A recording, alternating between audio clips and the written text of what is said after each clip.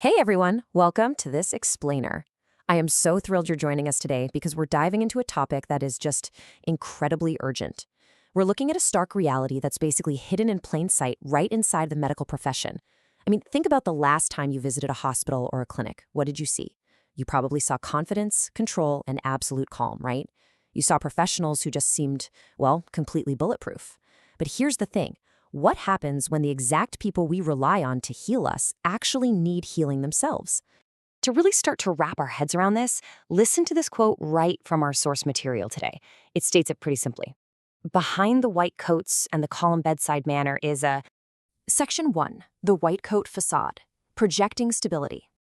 Okay, let's dive into this. Think of this projected stability as just the very tip of a massive iceberg. You know the drill. When you walk into a doctor's office, literally everything is meticulously designed to reassure you.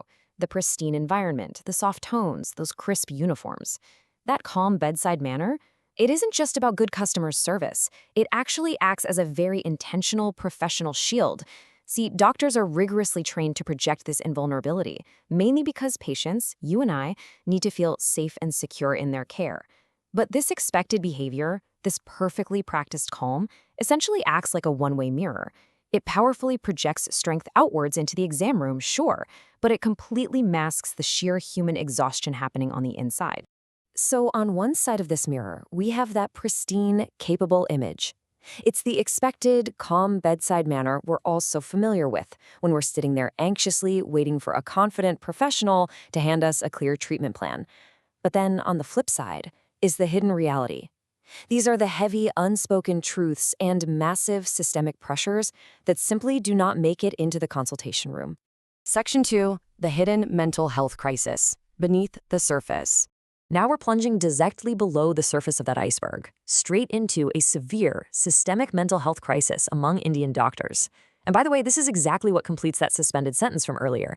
You see, with patient loads in India vastly exceeding global averages, we're talking about doctors often seeing upwards of 100 patients in a single grueling shift. That daily grind is pushing burnout rates to absolutely unprecedented highs. And we aren't just talking about a vague, generalized anxiety here. No, it's a specific, severe occupational hazard that is deeply affecting these medical professionals. Now, what's really interesting about this is the bitter irony of it all. This unseen crisis is masked by the exact uniform that's meant to symbolize health and healing. That pristine white coat, the draped stethoscope, they basically act as the perfect unintended camouflage for profound psychological distress. Let's think about how this sequence actually plays out in a normal patient interaction. First, the white coat immediately establishes authority and trust in your mind, right?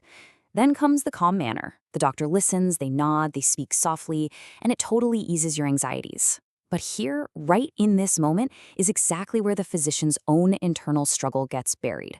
Between absorbing your stress, navigating high-stakes, literal life or death medical decisions, and trying to maintain that unbreakable exterior, the doctor's own humanity is just pushed aside. There's literally no space in those first two steps for the doctor to be vulnerable. Section 3. Healing our healers. Systemic repair. If the healthcare system is quietly breaking the very people holding it up, well, we have to start unpacking systemic repair. And this brilliantly illustrates the steps we need to take. First, we need to recognize the facade of the white coat. We have to collectively stop assuming that just because someone looks calm on the outside, they're doing well on the inside. Second, we must acknowledge this hidden mental health crisis openly, dragging it out of the shadows and getting rid of the stigma.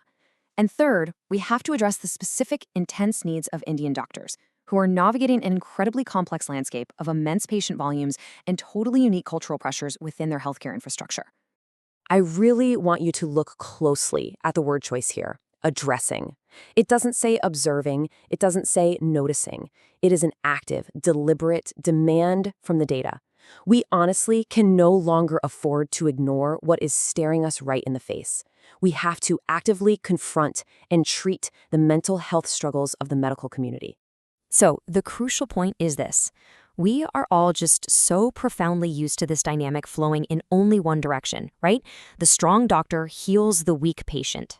But to truly grasp this issue, we need to flip the script entirely. I want you to really look at the vulnerability of the very person you rely on for your own strength.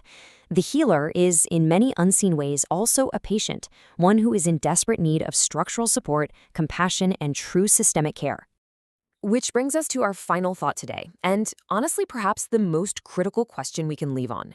If our healers are in crisis, who is left to heal them? It's a profound, deeply unsettling question, and it really highlights the systemic fragility of our entire medical field. I want you to take that question with you. Let it challenge your perspective the very next time you see a white coat. Thanks so much for joining me for this explainer, and keep asking the hard questions.